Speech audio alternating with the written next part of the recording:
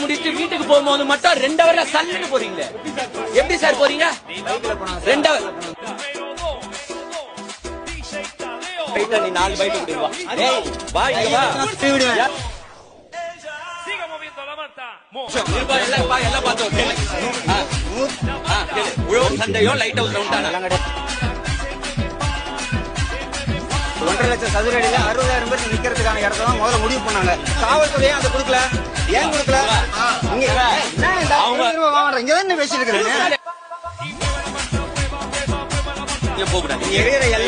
எல்லாருக்குல முக்கியமான யாருன்றது தெரிஞ்சு போச்சு. ஓகேவா?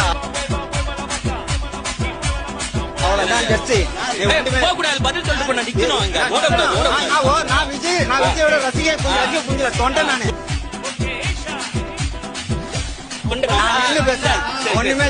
ஒரே நிமிஷங்க இவங்க ஆஃப் பண்ண சொல்லுங்க. நான் பேசுறேன்.